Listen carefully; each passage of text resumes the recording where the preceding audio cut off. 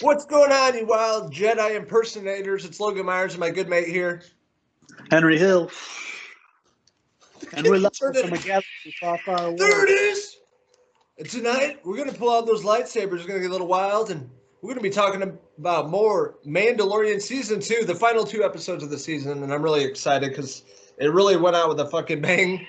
Watched the newest episode tonight, and I really can't wait to talk about it. But first, let's talk about Chapter 15, Episode 7. If you guys have been keeping up with us, we've been doing our reviews every 2 weeks where we talk about 2 episodes of The Mandalorian. Tonight, we're going to be talking about Episode 7, the first episode we're going to be talking about, titled The Believer. And Starring Boston Bill Burr. Boston Lager Bill Burr here.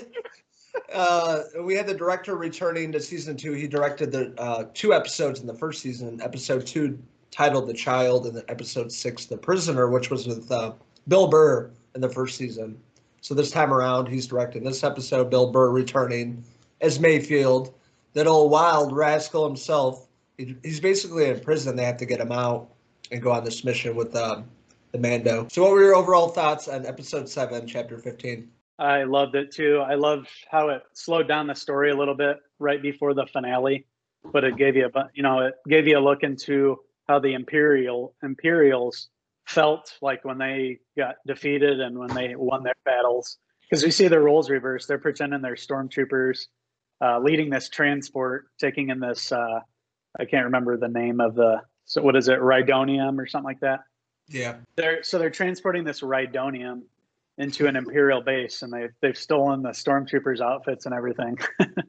And you just get a look into the character Bill Burr plays, Mayfeld's mind a little bit. He has PTSD being a former Imperial and seeing like the genocide they've caused and the lives they've ruined and everything. And so he still has post-traumatic stress from, when he was an Imperial himself.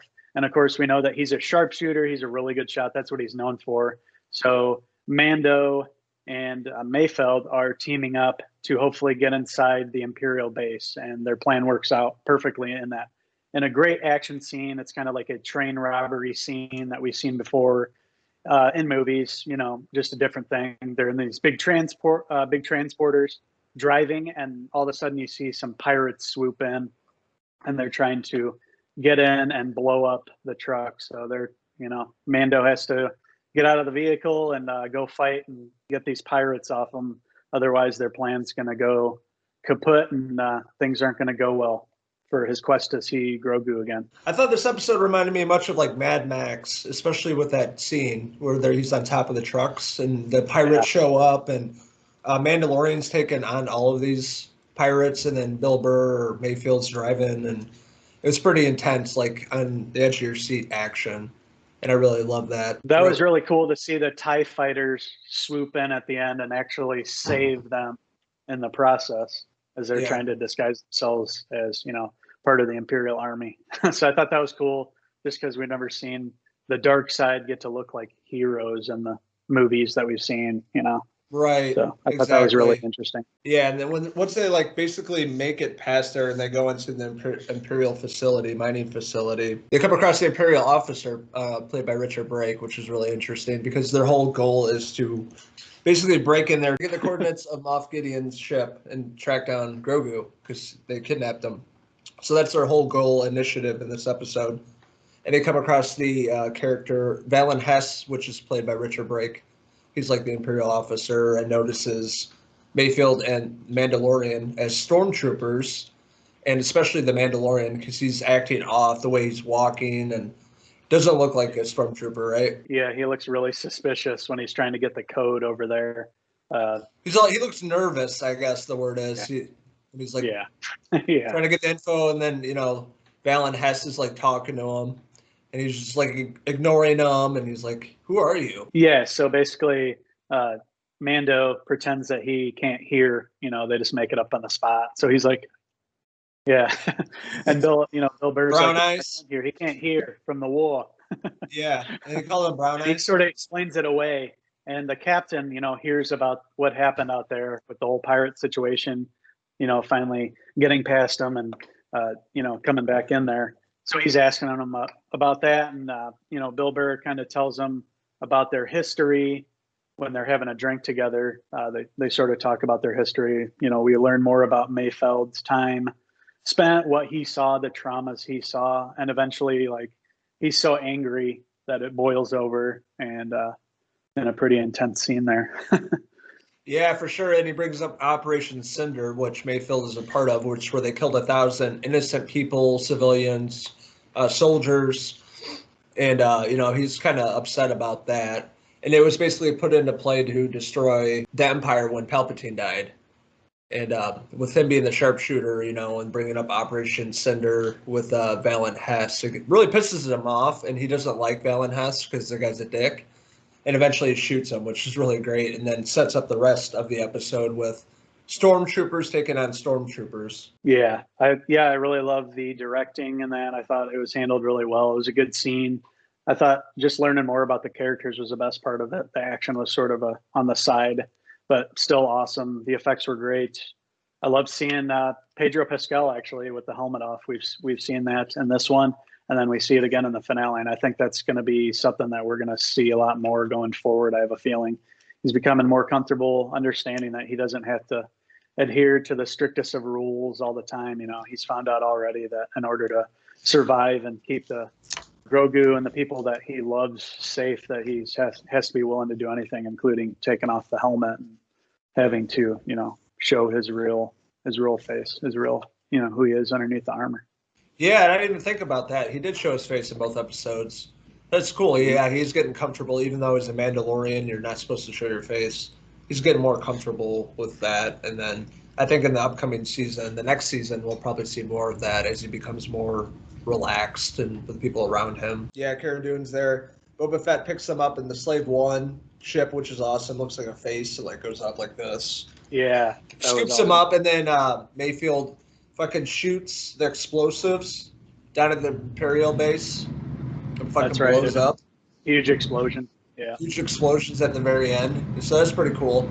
And you think that they're going to take him back to prison or to put him back in the prison wherever he's at. They're like, you know what, we're good here. We're going to let him go. I thought that was cool. So we'll see him again probably in the upcoming season. That's not the last really time. Cool. No, we're definitely going to see Mayfeld again. In whether it be in the Mandalorian or whether it even be in that what's it called? It's the show that was announced with them, Knights of the Republic, or Knights of the New Republic or something like that. Knights of the New Republic. I think that's going to be about Cara Dune and her. So I think Mayfeld probably was going to pop up in that story. Maybe moving forward, he could become more of a character there. I could see, but yeah, he's probably going to come back in Mando too. Of course, he has that history with Mando. Mando's going to need help eventually. So I have a feeling we'll see him again. Yeah, and I like how the episode ends, which is much like the first season. We have that holographic message of Mando talking to Moff Gideon. That's right. Yeah, that was really cool. And he'll say, soon he'll be back with me, kind of like the first season with Moff Gideon. Yeah. This time role reversed with Mandalorian. That was really cool. So saying, hey, we're coming after you. We're going to find him. Which sets up such a fucking awesome, one of the greatest episodes in TV for sure. Surprisingly, how good this was. It blew me away. Mine was blown after I watched this. And, of course, I'm talking about Chapter 16, Episode 8 that premiered today at Disney+. I'm talking about The Rescue, directed by Peyton Reed. Peyton Reed's director, Ant-Man. Big fans of his. But, yeah, he really, guns a-blazing in this one. This real one knocks it out of the park, and I don't even know where to begin. So we'll begin with you. Man, the whole episode was set up so awesome, how they were able to finally get into the big destroyer. So they catch up to Dr. Pershing in an Imperial shuttle. So Mando and his team of rascals that are going to help go locate Grogu come up with this plan, and they're gonna infiltrate the destroyer on this shuttle. They catch up to Dr. Pershing, who's in the shuttle, and they're able to finally take him hostage. Basically, the two pilots don't want to give up the ship. They're not willing to die. But they eventually do. Mando and his team get Dr. Pershing in their captivity, and they have him.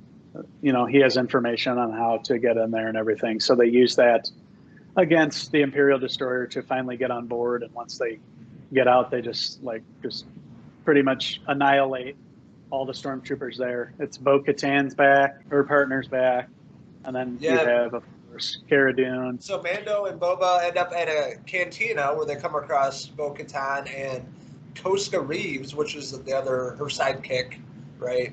Sasha Banks, she's a WWE wrestler in real life. Ah, okay. Yeah, she's pretty badass.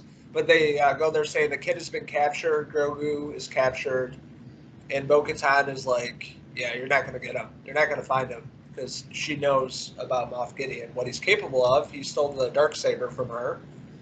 So she knows what this guy's capable of, and she's not very optimistic about it, saying that if we band together, we're not going to find him. So Mandalorian, Boba Fett have to kind of, talk to her and actually fight in the cantina. They're like, that was cool. Yeah, Boba Fett, they're like talking shit to Boba Fett. Like, you're not a real Mandalorian. The armor and all this stuff. Koska Reeves' character, they like duke it out. It was really good. But it's basically setting up the episode where they have to band together, find Moff Gideon, since they have the coordinates that they found in the last episode. They know where he's at. Them banding together, they're going to go out and get him and get the kid. So they agree to help, get Grogu back, and in return, Bo-Katan's going to get the Darksaber. That's her primary goal. In order to rule Mandalore once and for all, she has to have that Darksaber that Moff Gideon has. So that's what she's focusing on. Grogu's probably on the side, but nevertheless, she's going to help out, and she really kicks ass in the episode. Once they make it into the ship, it's just pure badassery. There are several scenes in there, especially that one where they're walking on the that bridge there. So Bo-Katan and Koska Reeves are on the bridge, and they're going across the bridge, and stormtroopers are coming. You see Bo-Katan and Koska, fly off. So they're off. So then more stormtroopers come, and they don't know that they're up there. And Cara Dune's trying to take them out, and then all of a sudden, Bo-Katan and Koska come back down. They're shooting all their rockets and guns from their armor, and take out all the stormtroopers really easily. Of course, it's pretty cool. The action's really awesome in this episode. I thought they did a really good job, just showing how badass they are, and the stormtroopers. When the stormtroopers got out, that was a really amazing scene. I thought just. Awesome production. It looked awesome. Yeah, this is all about the woman power, the female power in this episode. All four of them banding together, kicking ass, and what they're doing is creating a diversion, right? And then Mandalorian's going to be off on his own looking for Grogu, so they're taking out all the stormtroopers, creating the diversion for him to find the prize, essentially, which sets up a lot of great scenes with more of the dark troopers. They're basically activated. It takes a few minutes for them to activate because they take up so much power. Conveniently. Right. Yeah. And, Mandalorian ends up taking on one of the dark troopers, and thank God for his Beskar spear. It pretty much saved his ass, but it showed you how strong the dark troopers really are. I mean, when it was punching his helmet repeatedly, that was brutal. It was right in the metal of the pipe. Yeah. Yeah, he was through. Yeah, his head was through the metal, just being bashed in. But it just goes to show you how strong his armor and how the Beskar steel. That was an awesome scene with the fight. You saw Beskar steel's legitimate, could go against a lightsaber. Pretty sweet. So he takes on one of them. It's a whole platoon of these dark troopers. But what he does is locks the door, and then he opens up the airlock, and they fly out into space like the rest of them. But they're going to come back. He opens that up. They're right. Fly We've out. already seen them fly, yeah. We know they fly, right? So they're out in space. He thinks they're done for now. He finds Grogu's cell where he's being held, and Moff Gideon's in there. And, Moff Gideon has the Darksaber above him, kind of controlling him, telling the Mandalorian that he doesn't want him anymore. He doesn't want Grogu, the baby, anymore. He got its blood for testing and basically creating this weapon of mass destruction, to take everything out.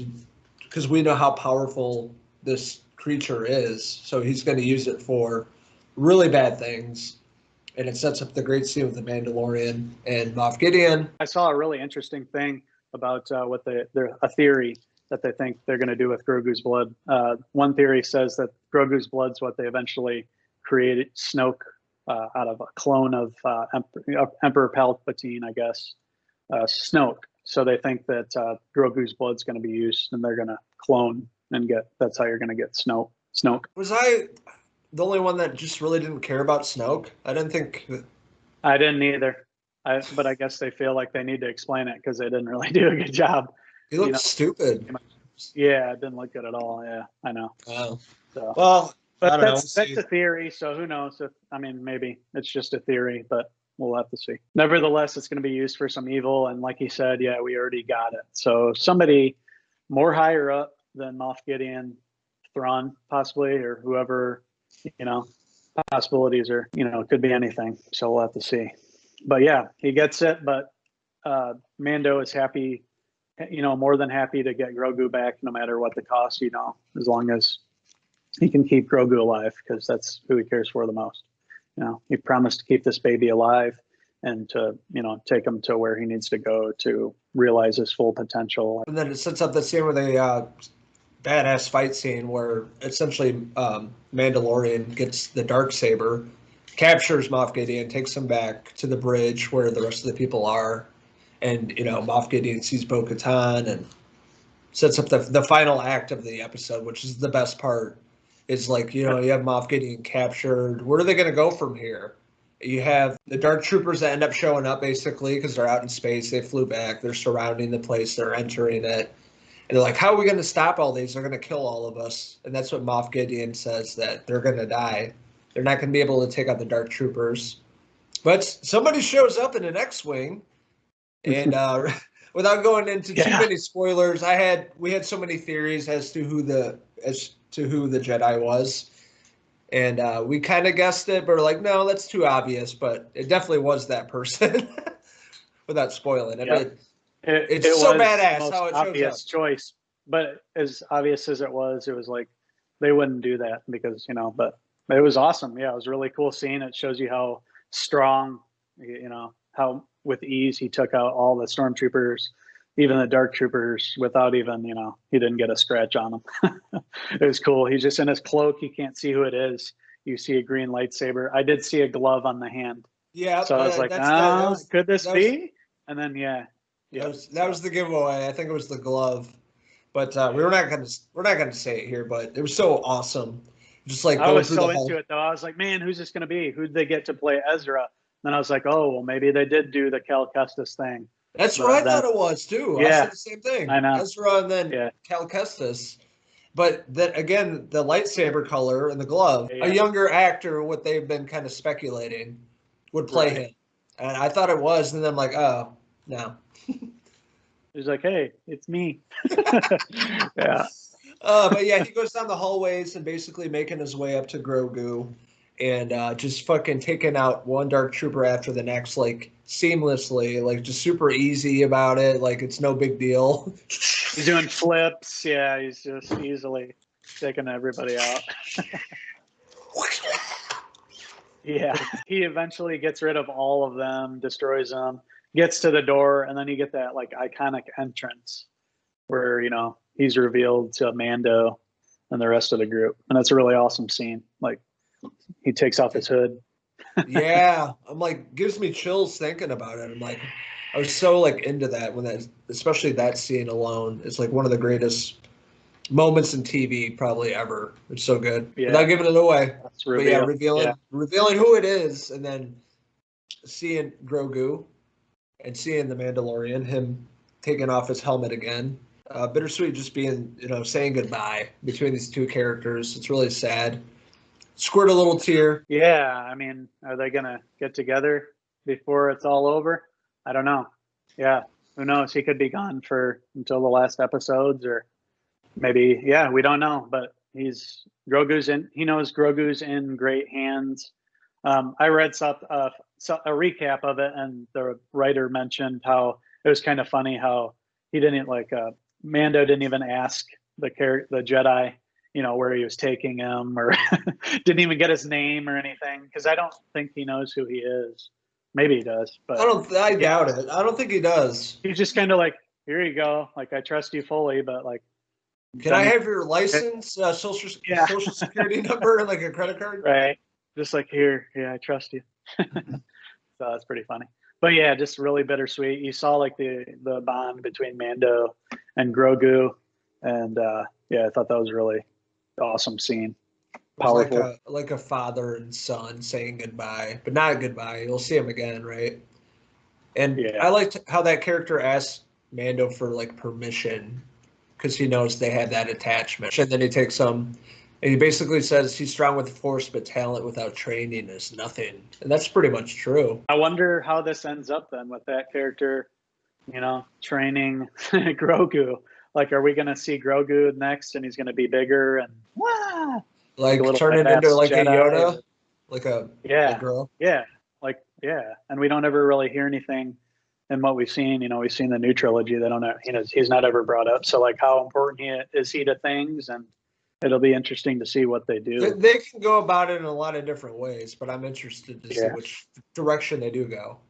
I think it's pretty awesome in having such an iconic character, with Grogu now and being trained. I think that was pretty awesome too. Not only did we see that historic character from the original trilogy, but we also saw another character come in. So I thought that was a cool thing, and we also heard the theme from the movies, which was awesome. Yep. That whole ending scene, very iconic. And all I can really say at the end is, "May the Force be with you." May the Force be with you, sir.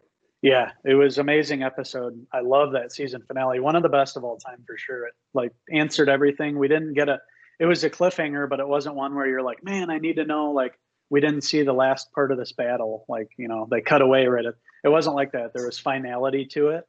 It feels like it kind of sets season 3 apart from the other ones. Yeah, this arc is complete, and now it's setting it up for the rest. And I feel like there's some sort of conclusion here. See Grogu again down the road, but I don't know if it'll be such a huge part as the next chapter of The Mandalorian. You know what I mean? It felt like there was a lot of conclusion to it, fulfillment, and, the ending of the arc. I thought it was just fulfilling for me. I felt satisfied after watching this and, answered a lot of questions I had as to where this goes, who's the Jedi that's going to show up for training, and they really answer a lot of that. Yeah, I thought the story was great. The way they crafted the season was amazing. Jon Favreau and Dave Filoni, everybody involved, kudos, man. That's some great writing, and you nailed it. Everybody had been kind of disillusioned from the latest trilogies. Mando is this new thing. There was so much hope for it, but people were like, is it going to be able to? And I thought not only did they improve upon season 1, but season 2 just as a whole knocked it out of the park from the beginning to the finale. It was awesome. Loved it moving forward. I can't wait to see where it goes from here. I love learning more about all the characters, not only Mando, but so many characters we learn more about, even from the original trilogy. We learn answers from that. We learn about Boba Fett. We learn about, all these new characters, or even Cara Dune. I've seen her be a badass now. I'm kind of attached to her. I wasn't, as big on her in the first season. I thought it was just maybe a soldier, but she's got a story too with that they mentioned the teardrop tattoo that she has. So she saw her planets be destroyed. I think she's from Alderaan. Yep. Right. Yeah, they mentioned that. So that's given her even more. So we've learned a lot about these characters. We've been introduced to some great new characters this year. Katie Sackhoff as Bo-Katan we saw first as one of the major new characters. And she, I thought, was terrific. I hadn't seen any of the cartoons, so I don't have anything to base it off. So, but I have some friends that watched all the Clone Wars and say that their character was awesome and that she nailed the role. The live action version was perfect, they said. The way she comes in and explains more about Mandalore and how she helps Mando and how they're working together and how eventually that's going to work into the finale too. We're going to get this big reveal at the end, and all these characters are going to see their full stories realized here, and some are going to get spin-offs. So yeah, and I thought learning more about Boba Fett was awesome.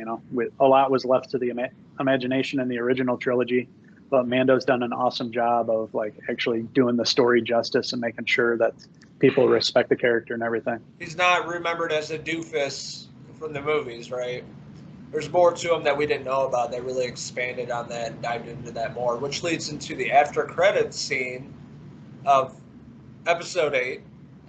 Without spoiling too much, and I'll say it's a character returns to a familiar place that we've all seen before in the original movies. Without giving too much away, basically returns to a familiar place that we've seen from the original movies. I'll say Jabba the Hutt's palace.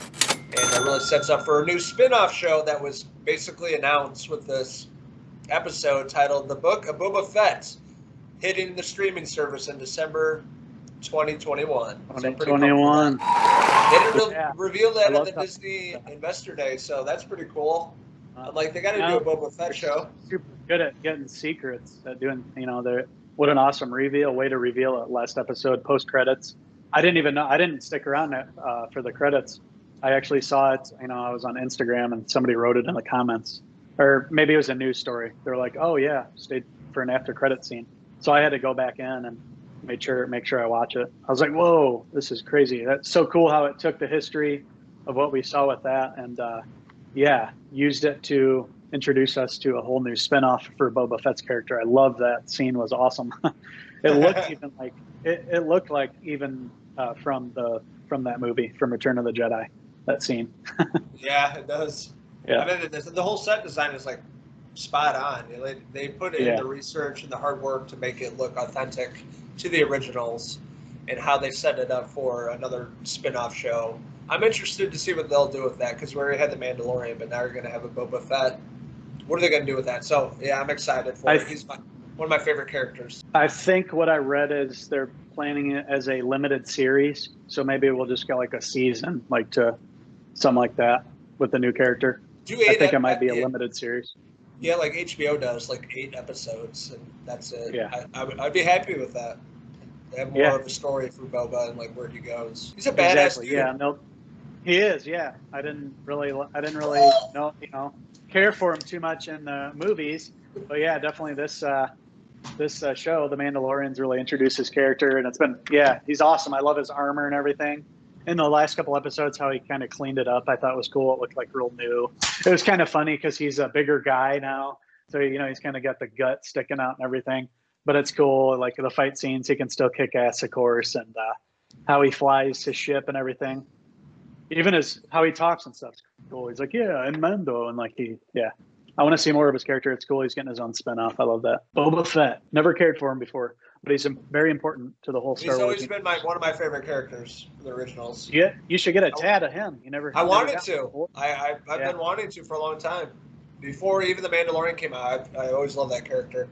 I thought he was great. But with that being said, we forgot to do our rating, but for episode 7, chapter 15, titled The Believer. Are you a believer? I'm a believer. Are you a Bieber believer? No. I'm going to give chapter 15, episode 7 a 4 out of 5 Boba Fett hair pieces. And I'm going to give that wild episode with old Billy Burr the same thing, a 4 out of 5. Billy Burr and hair pieces. Yeah, so for chapter 16, episode 8, the final episode of season 2, titled The Rescue, directed by Peyton Reed, and probably the most ambitious and most exciting and most badass episodes ever in TV. I'm going to give it a perfect score, obviously. I may even give it a 6 out of 5. 6 out of 5 lightsaber hair pieces. Without a doubt, one of the best episodes of TV of all time. So iconic and everything.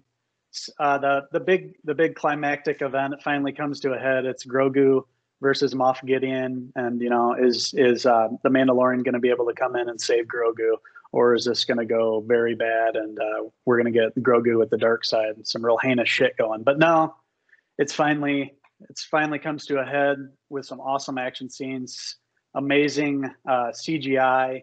The way it was shot, Peyton Reed, I thought, did a really amazing job showing the action, and not only that, but the acting on the side from the finale. Loved every part of the finale. God, it was iconic. So many iconic shots. The battles were amazing. All the characters got to do important things throughout the episode, I thought. The big reveal at the end puts a tear to your eye, really. Just like pulls at your heartstrings, has the iconic music, and then the after credit scene was just awesome to see. So I loved everything about it. 6 out of 5. That's, if there was such a thing, it's definitely earns a perfect score.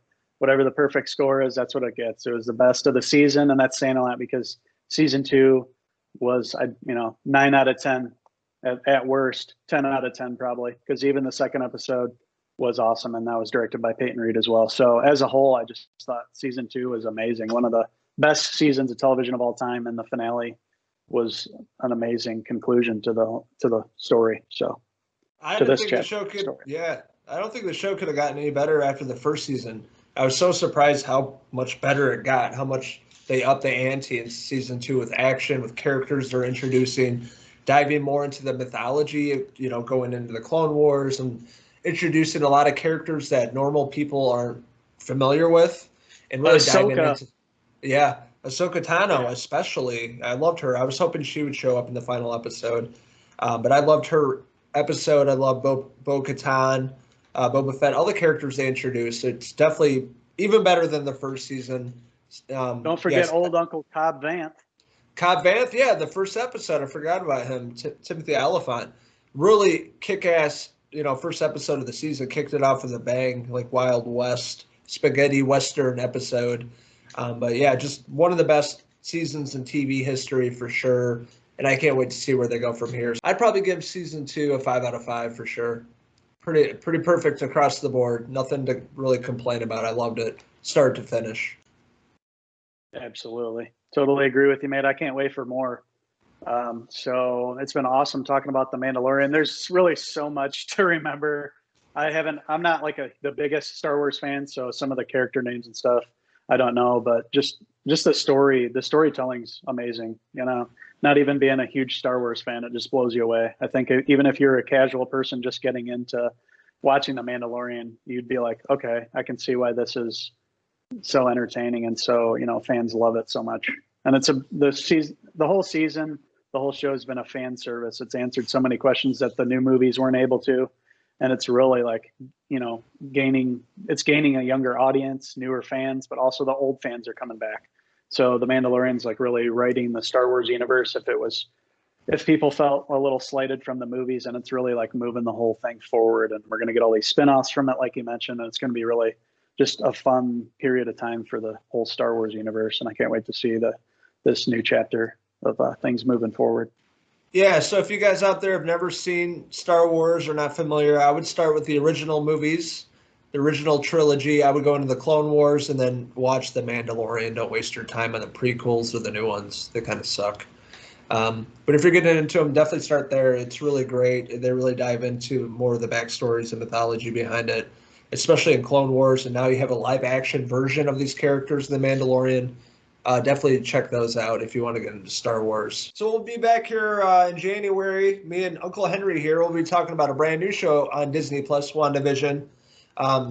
Another show in the MCU. I'm really excited for that, to dive into those characters. And stay tuned to our website, Cinephellas.com. We got more reviews and posts about entertainment news. We also have lots of videos on our YouTube channel, podcasts, interviews. Fellas Podcast, I'm going to be posting the 100th episode, more movie reviews, and then news on our Facebook, Twitter, and Instagram pages. Now that's a mouthful. There's been a lot to be excited about. We've had this year was a big waste, but we still got some good entertainment. And I think towards this ending into the new year looks really promising and exciting for things to look forward to. And yeah, I can't wait to watch WandaVision with you. That'll be fun to see the first Disney Plus Marvel show. And this is going to actually play into the movies coming forward in the Marvel universe. So this is awesome. We're going to see some characters pop up from that.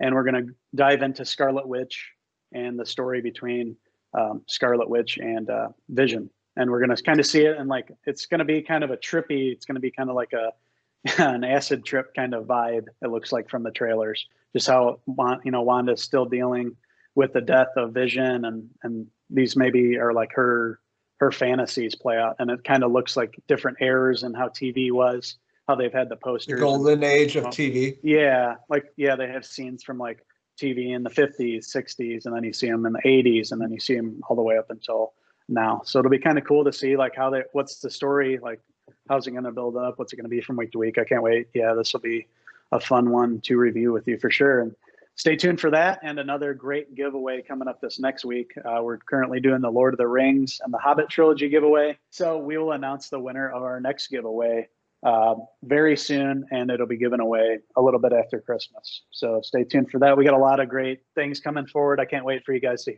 to watch our 100th podcast. It was a lot of fun. We saw some shenanigans from the fellas getting loose, getting wild. Per usual on a Sunday. Yeah. There are a lot of memes and like side talk. Like we go off into tangents, but it's fun talking to everybody. And we've had a great year doing that. You know, it's gotten us through the whole pandemic and not being able to see each other in person and everything. We've had a lot of fun with that, just talking to other people with like interests and just getting everybody's input on everything and how they think. Very interesting. Kept my sanity talking to you wild rascals throughout the year and just doing all these projects for movies, keep my mind busy through a pretty depressing year. So I'm thankful for that and thankful for everybody that watches us, checks us out. I think they have a good time with us and laugh at our shenanigans all the time on the podcast. So we're getting a lot of people following us. So appreciate it. Really excited for the future. Happy holidays to you. Happy holidays to everybody. And until next time, this is Logan Myerz and my good mate here, Henry Hill, signing out from Cinephellas until the next video review. Cheers!